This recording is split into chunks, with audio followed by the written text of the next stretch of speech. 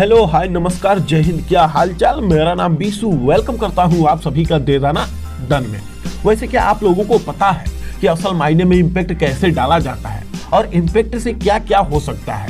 जिन जिन लोगों को नहीं पता है वो लोग तो सबसे पहले जाएं और कल के मैच की हाईलाइट देख कर आए, क्योंकि भाई साहब दिल्ली कैपिटल्स की तरफ से आशुतोष शर्मा ने कल जिस तरह की इनिंग खेला है, मेरे हिसाब से इम्पैक्ट के बारे में उससे बेहतरीन उदाहरण तो कोई हो ही नहीं सकता है। दोस्तों, असल मायने में इम्पैक्ट क्या होता है और इम्पैक्ट से क्या क्या हो सकता है, कल के मैच में आशुतोष शर्मा के द्वारा की गई बल्लेबाजी को देखकर आप लोगों को उदाहरण के साथ सब कुछ पता चल जाएगा कि इम्पैक्ट से क्या क्या हो सकता है। वैसे तो फिलहाल मैं आप लोगों को बता दूं कि जो दिल्ली कैपिटल्स की टीम इस मुकाबले को लगभग 10 ओवर के अंदर ही हार गई थी, वो आशुतोष शर्मा के बदौलत इस मुकाबले को 1 विकेट से शानदार जीत हासिल की।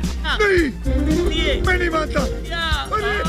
जिसका पूरा क्रेडिट आशुतोष शर्मा को जाता है, क्योंकि उन्होंने अपनी टीम को जिताने के लिए लगभग 212 की स्ट्राइक रेट से बल्लेबाजी करते हुए मात्र 31 बॉलों में ही 66 रनों की ये एकदम शानदार इनिंग खेल दी है। हालांकि आशुतोष शर्मा के बेहतरीन इम्पैक्ट इनिंग के जैसा तो अभी तक मैंने पूरे आईपीएल हिस्ट्री में कोई इम्पैक्ट इनिंग नहीं देखा है, क्योंकि जब आशुतोष शर्मा बल्लेबाजी करने आए तब दिल्ली कैपिटल्स की टीम मात्र 65 रनों पर ही अपना 5 विकेट गंवा चुकी थी और विन प्रेडिक्शन भी यही बोल रहा था कि यहां से दिल्ली कैपिटल्स की टीम लगभग 2% ही मुकाबले को जीत सकती है। लेकिन आशुतोष शर्मा ने ये करके दिखा दिया और ये बता दिया कि कैसे विन प्रेडिक्शन को भी गलत साबित किया जा सकता है। हालांकि कल के मैच में कैसे और क्या हुआ मैं आप लोगों को पूरे विस्तार के साथ बताता हूँ। देखिए, सबसे पहले टॉस हुआ गिरा दिल्ली कैपिटल्स के कैप्टन अक्षर पटेल के फेवर में, जिसमें उन्होंने पहले बॉलिंग करने का डिसीजन लिया। हालांकि पिच के हिसाब से उनका ये डिसीजन बिल्कुल सही था, लेकिन लखनऊ सुपर जायंट्स के ओपनर मिचेल मार्श और एडिन मार्करम ने उनके इस डिसीजन को पूरी तरह से गलत साबित किया।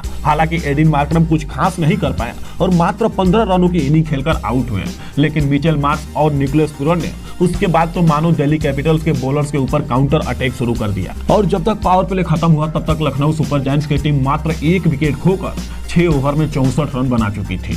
हालांकि इसी बीच इन दोनों प्लेयरों में देखते ही देखते मात्र 42 गेंदों में ही 87 रनों की विशाल पार्टनरशिप हो गई। अब इतने तेजी से ये दोनों बल्लेबाज रन बना रहे थे, जिसके हिसाब से ऐसा लग रहा था कि ये दोनों प्लेयर बोर्ड पर कम से कम 250 रन बोर्ड पर तो लगाएंगे ही लगाएंगे।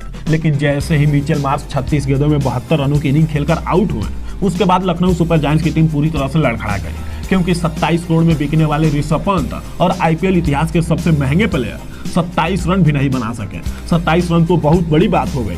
ऋषभ पंत अपनी टीम के लिए 6 गेंदों में खाता भी नहीं खोल पाए और बिना खाता खोले आउट हुए। हालांकि यहाँ से लखनऊ सुपर जायंट्स की टीम पूरी तरह से लड़खड़ा गई। जो लखनऊ सुपर जायंट्स की टीम 13 ओवर में 161 रन बनाकर मात्र 2 विकेट गंवाई थी, वो अगले 7 ओवर में मात्र 48 रन ही बना पाती है और 6 विकेट गंवा देती है।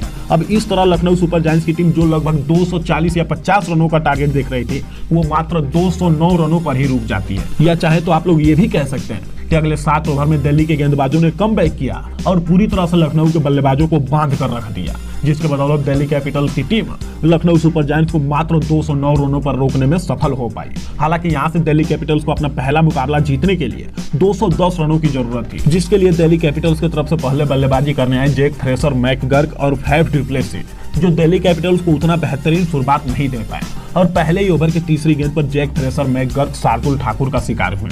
और ये तो अभी कुछ भी नहीं था, क्योंकि पहले ही ओवर में बल्लेबाजी करने आए अभिषेक पोरल भी शार्दुल ठाकुर का शिकार हो गए और इस तरह 1 ओवर में दिल्ली कैपिटल्स की टीम 2 विकेट गंवाने की वजह से पूरी तरह से प्रेशर में आ चुकी थी। हालांकि ये भी अभी कुछ भी नहीं था, क्योंकि उसके बाद दूसरे ओवर में बल्लेबाजी करने आए समीर रिजवी भी मणिमारन सिद्धार्थ का शिकार हुए और इस तरह यूं कहा जाए तो दिल्ली कैपिटल्स की टीम 11 गेंदों में अपने 3 विकेट गंवा चुकी थी और मात्र 8 रन ही बना पाई थी। ऐसे में आप ये कह सकते हैं कि इस 209 रनों का पीछा करते हुए दिल्ली कैपिटल्स की टीम ये मुकाबला यहीं पर हार गई थी, क्योंकि लखनऊ सुपर जायंट्स के गेंदबाजों ने मात्र 11 गेंदों में ही 3 विकेट अपने नाम कर लिए थे और दिल्ली कैपिटल्स के पूरे टॉप ऑर्डर को ध्वस्त कर दिए थे। हालांकि उसके बाद कैप्टन अक्षर पटेल और vice captain Faf du Plessis ने मोर्चा संभाला और दिल्ली कैपिटल्स की इनिंग को आगे बढ़ाया और इन लोगों के बीच 23 गेंदों में 43 रनों की पार्टनरशिप भी हुई, लेकिन ये कुछ खास नहीं हो पाई, क्योंकि उसके बाद कैप्टन अक्षर पटेल भी पावर प्ले के आखिरी ओवर में दिग्वेश राठी का शिकार हुए और मात्र 11 बॉलों में 22 रन बनाकर आउट हुए।